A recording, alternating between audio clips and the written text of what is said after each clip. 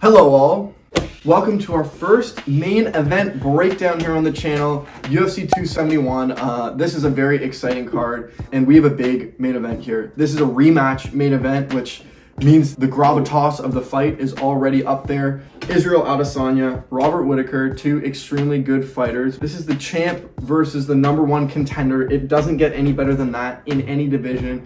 And yeah, we are excited to watch this fight this weekend. We're gonna keep this video quick, but we want to give you a bit more of an in-depth breakdown on this fight for all of those of you who are excited to watch this and experience it just like we are.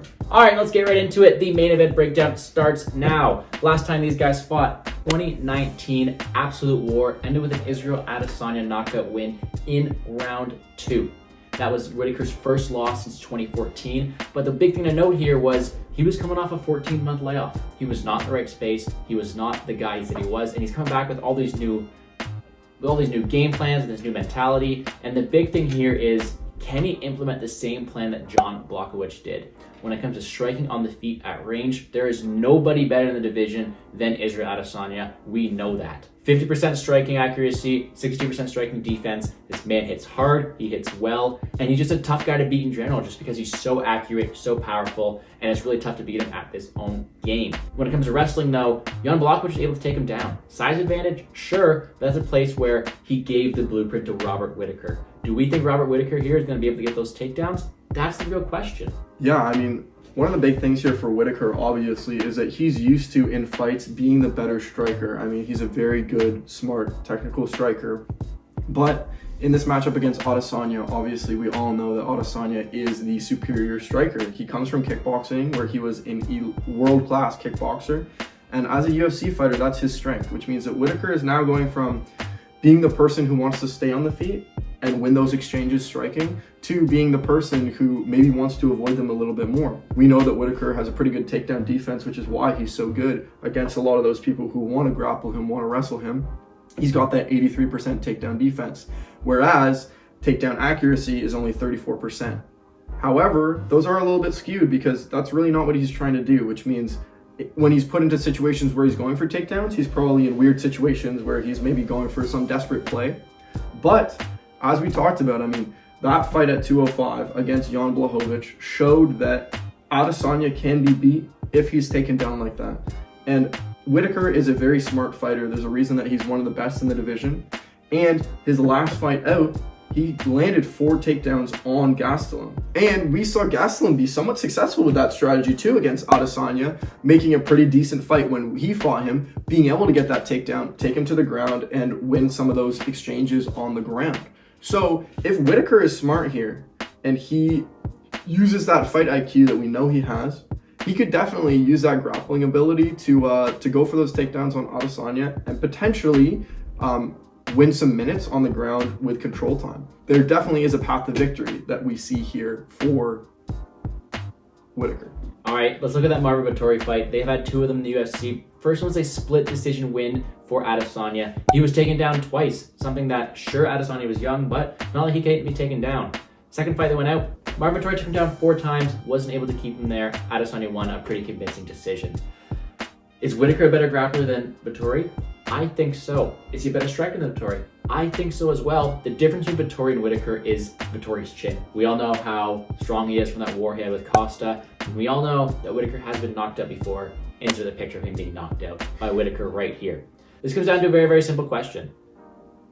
Does it? Has Whittaker improved enough both on the ground and on the feet to keep up with Adesanya?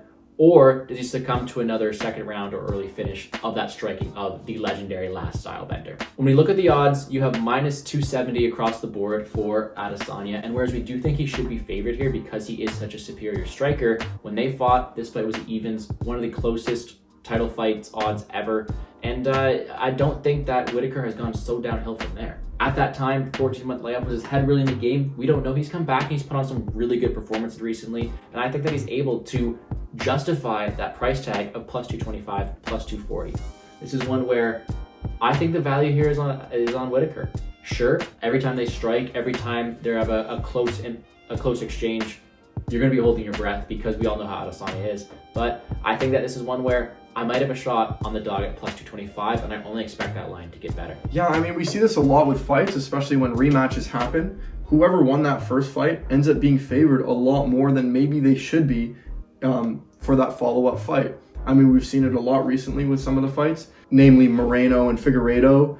Figueiredo went from being that favorite in that fight, gets beat in a very close fight, and then ends up being that underdog, takes back his belt.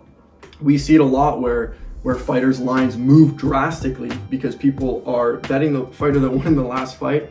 And although obviously Adesanya deserves to be the favorite here, yeah, as you said, that minus 270 line might not be reflective of the actual chances of him winning this fight. All right, when it comes to totals right now, some are set at 3.5, some are set at 4.5. When it comes to picking a side here, do we like the over or do we like the under? Yeah, I mean, I think in this fight, we're probably going to tend to take the over on rounds here. I mean, as you said, the question is, has Whittaker gotten better enough on the feet and better enough on the ground to avoid that second round knockout? If you're betting Adesanya here, probably you like this under because you're expecting that knockout early again like it was last time around. But I think we're expecting Whittaker to be able to hold his own for a little bit longer in this fight, make it past that 3.5 rounds. And we like the over here a little bit more.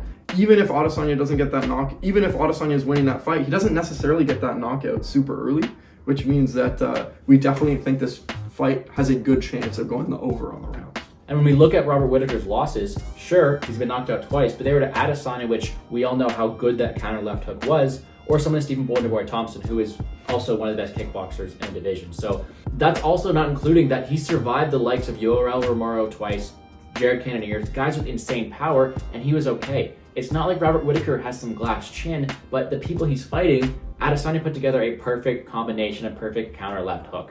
I think that this one's going to be a lot more competitive in the first fight. I think that's going to go over that 3.5 round. And if Whittaker's able to make it a grappling affair, it could go the whole 5 rounds. And honestly, bold take, I think Whittaker wins the decision here. So this is one where it's a tough one for us to break down because there's a lot of ifs, lots of buts, but I do think that Whittaker has made the improvements to win this fight here. We just definitely see that potential path to victory. And yeah, if he implements the right strategies here and has improved on the feet enough to avoid those knockouts from Adesanya, this definitely could go 5, and he definitely could win that decision.